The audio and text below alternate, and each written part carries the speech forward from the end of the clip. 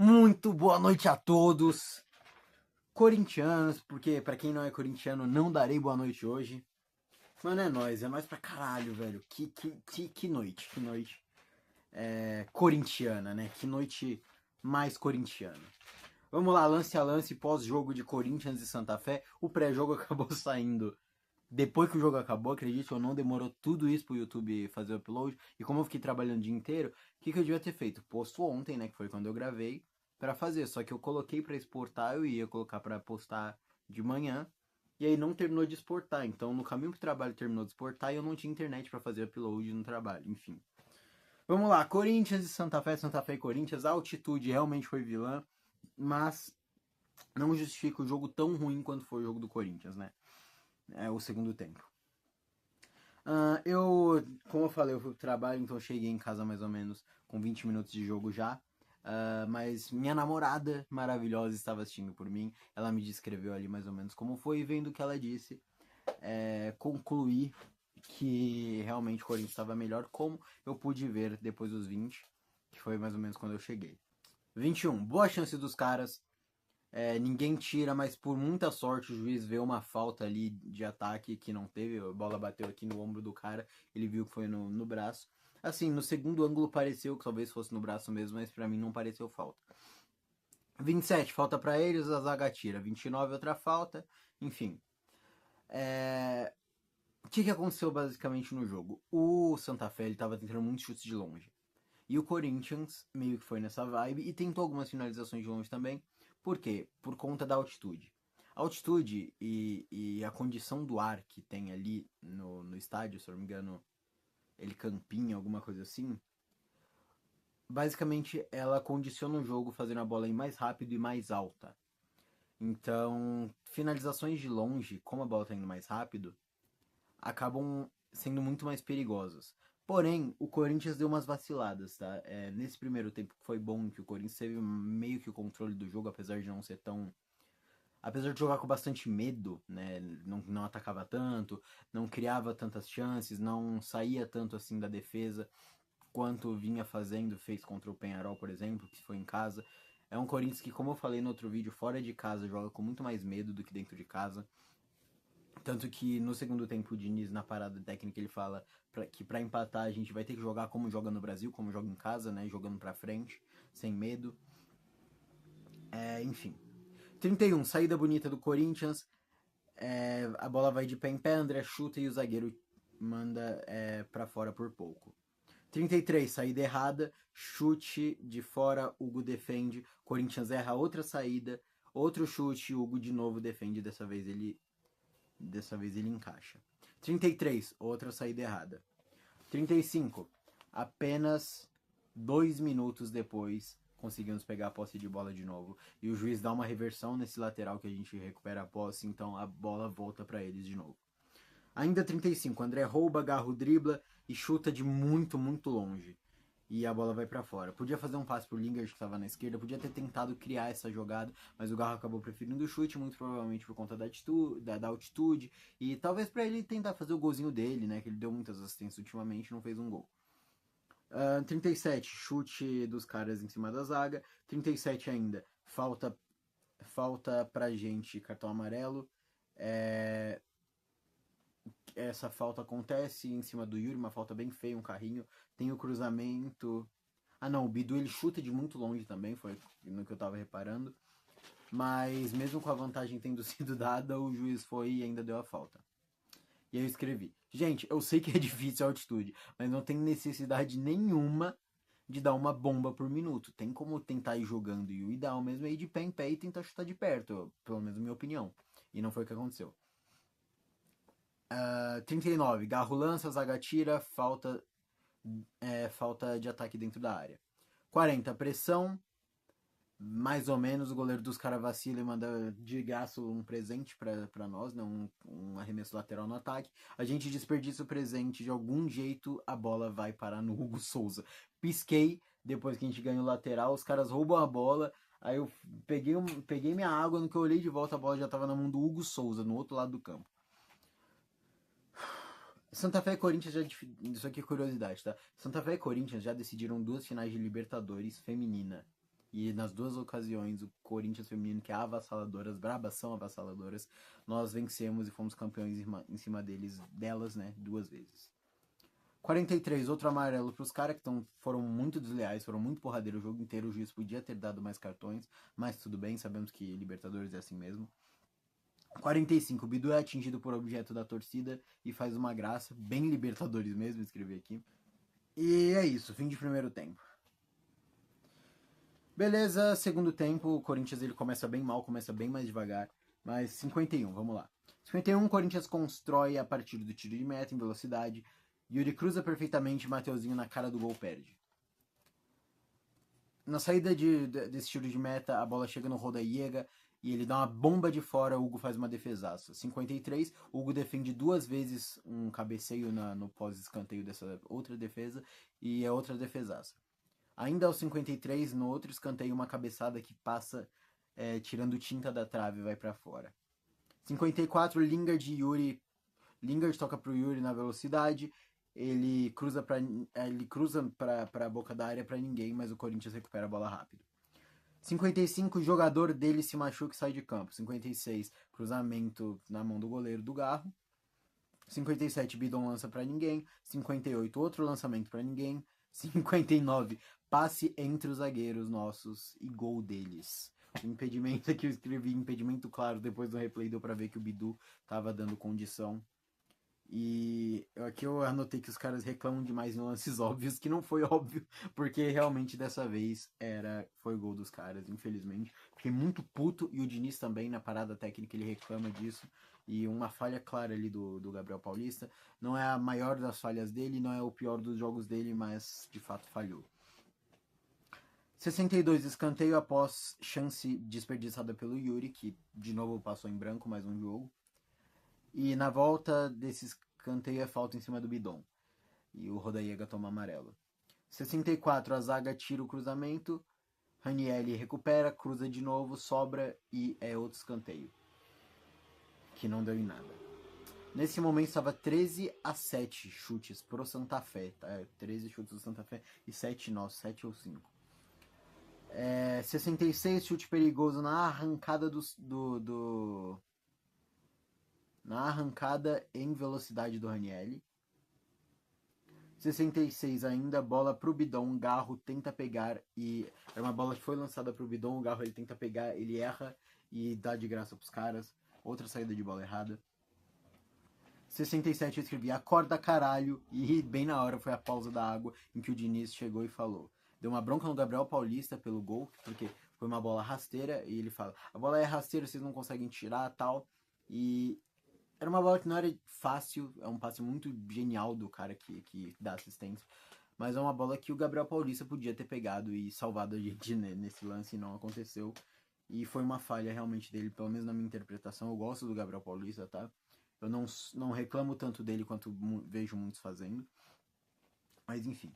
Aí o Diniz ele falou: a gente tem que jogar igual joga no Brasil, no caso em casa, sem se poupar e sem medo, né? O Corinthians fora de casa, como eu tinha dito em um corte em alguns vídeos atrás, tá muito mal. O Corinthians fora de casa não tá conseguindo bons resultados. Foi um 0-0 feio no Barradão, uma derrota contra o Mirassol. A vitória contra o Barra, que é um time de merda, então claro que a gente ia ganhar. E hoje um empate muito difícil contra o Santa Fé, então sabemos que não estamos indo bem em jogos fora de casa, e realmente isso aqui confirma o que eu tava pensando, o Corinthians tá com medo de jogar fora de casa. Mas em contrapartida a gente usa muito bem a força da nossa torcida. 69, saída errada. 70, outra saída errada. Ridícula do Bidon, dessa vez. E o cara perde o gol na cara do Hugo. Para de sair assim, porra, eu escrevi. 71, lançamento bom, cruzamento bom, chute do Lingard, vai para escanteio, não deu em nada. 72, passe ridículo do Garro.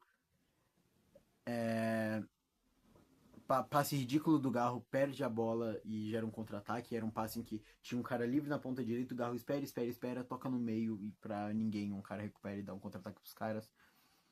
E aí depois na volta o mesmo Garro tentando marcar, dar um escanteio de presente, mas aparentemente o último a tocar na bola foi o cara, e o Garro ficou com a raiva com razão. Então O escanteio que não deu em nada, teoricamente não foi culpa do Garro. 74, sai o André e entra o Dieguinho. E outro jogo terrível do André, tá? O André, de novo, muito sumido, jogou muito mal. Acorda pra vida, moleque. 2 jogos expulsos e 2 ou 3 jogos ruins depois desse bagulho do Milan. O André tá de sacanagem já. Pra mim, já deu de passar pano, mas enfim, não é o assunto agora. 75, Dieguinho de calcanhar pra ninguém, entrega pros caras, joga a jogada no lixo. 76, Garro avança e erra outro passe. Jogo bem ruim do nosso camisa 8, principalmente no segundo tempo, assim como em todo o time. 76, outro passe errado do Garro, Dieguinho recupera, finalização do Bidon pra lua. 77, catimba do caralho dos caras. 78, eu escrevi anda caralho. 79, ainda catimbando. 79,5, volta o jogo. Ainda 79, saída muito lenta e irritante nossa, da nossa parte, bem devagarzinho ali, bem estilo Diniz, trocando passezinho até achar uma forma de sair do defesa. 80, Bidu cruza e a zaga tira. E aí entra o Carrilho, o idiota do Caio Ribeiro fala que isso é colocar sangue novo em campo, mas eu chamei de sangue merda podre velho. Eu nem vi se foi ele que deu assistência, tá? Eu não vi quem que deu assistência porque eu tava muito louco na hora do gol. 81, falta, não deu em nada. 82, caralho. O Carrilho cruzou na mão do goleiro. Se não finalizar, não vai ter gol. Escrevi aqui. E a gente realmente não estava gol. 83, juiz não deixa a porra do jogo seguir. Cruzamento bom do Bidu. Em seguida, Dieguinho chuta de primeira e a bola bate na trave, mas o juiz dá impedimento. No começo da jogada no Bidu. 86, sai Yuri Bidon por Caio César e Pedro Raul. Falei, puta que pariu. Porque o Pedro Raul é uma merda, mas o Caio César realmente ajuda e ajudou. 88, saída ridícula do Corinthians e lateral pros caras. Assim não dá. 89, bom cruzamento do Lingard, que fez um bom jogo, apesar de tudo, tá? Não foi um jogo espetacular, mas ele foi... Acredito que pra mim ele não foi uma das más notícias. Bom cruzamento do Lingard, tira a zaga e Caio César ajeita, chuta, a bola bate no zagueiro, vai pro alto, Dieguinho dá de calcanhar pra dentro da área, bate no zagueiro e é escanteio, ele consegue esse escanteio pra gente. Hoje, diferente do outro jogo que eu falei, que apesar do gol eu não gostei tanto assim do Dieguinho, hoje ele fez ele entrou muito bem, colocou uma energia muito boa no jogo. Eu acho que o gol da última partida deu uma confiança legal pra ele e isso é muito bom. Ver mais um moleque que pode acabar dando certo na mão do Diniz. O escanteio não deu em nada. 1000 minutos. Aqui, beleza. Nos 90, o juiz dá o acréscimo. Eu escrevi 1000 minutos de cera e só 5 de acréscimo. 90, Garro cruza. É que tá chegando perto da parte do gol, que virou uma loucura o caderno. Garro cruza na mão do goleiro. 91, Caio César tenta uma jogada individual e perde. E a gente só parou de errar passe, só parou de errar saída de bola nesse ponto do jogo, porque os caras pararam de pressionar a gente e começaram a dar só um monte de chutão. Aí, depois que eu escrevi isso, 92, quebrei a porra toda. Gustavo Henrique, eu te amo, o melhor zagueiro do Brasil. É o Corinthians. Porra! É o Corinthians, porra! É muito foda, mano. Ser Corinthians é muito foda. Eu tenho dó de quem não é Corinthians, mano. Porque a gente se alimenta do sofrimento, mas quando vem a glória é muito melhor do que pra qualquer um. O Corinthians é foda, o Corinthians é sensacional, mano. O Corinthians é foda! Vai, Corinthians! Gustavo Henrique de cabeça, nem vi quem cruzou, não vi como foi o lance, só vi que eu saí correndo, gritando pela casa. Tá vendo minha caneta quebrada aqui? Foi porque na hora que eu saí, eu taquei meu caderno no chão, taquei a caneta no chão com ódio. E não sei se no vídeo parece, mas isso não é verde, tá? Verde é o caralho, isso aqui é azul. E é isso, mano, muito foda. 94, treta do caralho. E diferentemente. Ah tá, e dependendo de Penharol e Platense, a gente pode estar classificado já amanhã. Caralho, mano, GH cabeceou perfeitamente, cara. Bate na trave e entra no travessão indefensável, sensacional o cabeceio do Gustavo Henrique. O artilheiro do Corinthians na Libertadores, mano. Gustavo Henrique, sensacional. O melhor jogador do Corinthians nessa Libertadores, disparado juntamente do Garro, que hoje não fez um bom jogo. 95,5, acabou. Era pra ter mais acréscimo, mas o juiz percebeu que o Coringão é foda e que a gente ia virar esse jogo, então ele encerrou. E aí depois do fim do jogo, não sei o que aconteceu, os caras ficaram putos que o Hugo defendeu muito e fez uma cerinha antes de acabar. Então, aconteceram cenas lamentáveis, treta, vamos ver. Espero que a gente não seja punido por isso. Inclusive o Diniz pode ser punido e pegar gancho contra o São Paulo, por conta do que ele falou lá do árbitro contra o Mirassol. Adeus, torcida de merda, jogadores ridículos. Aqui é Corinthians. Recado pra torcida do Santa Fé. Esses filho da puta, esses merda que ficaram tacando coisa lá, que ficaram xingando o jogo inteiro. Fizeram o trabalho deles, mas foda-se! Aqui é o Corinthians. O Santa Fé tá praticamente eliminado. Não sei, não fiz as contas, mas acho que os caras estão fora. Foda-se o Santa Fé. Vai, Corinthians. É nóis, mano. É isso, cara. Beleza, bora lá. Acabamos pós-jogo de um jogo sensacional, tá? E agora eu vou dar minha opinião sobre a partida no geral. Como eu falei no pré-jogo, que saiu muito depois, a gente tinha totais condições de vencer. Nosso time é muito melhor que o dos caras. O time dos caras na Libertadores vem jogando muito mal, com uma derrota pra nós, uma derrota pra Platense e um empate contra o Penharol. E agora mais um empate dentro da casa deles. Praticamente eliminados agora, o Santa Fé. A gente tinha condição, a gente tinha que ter feito um jogo melhor. Entendo que a altitude condicionou esse jogo, mas eu acho que o Corinthians jogou com medo demais. E o Corinthians tem jogado com muito medo em jogos fora de casa. A gente tem que mudar isso. E às vezes o Diniz, talvez, ele tenda a ser teimoso quanto a esse estilo de jogo.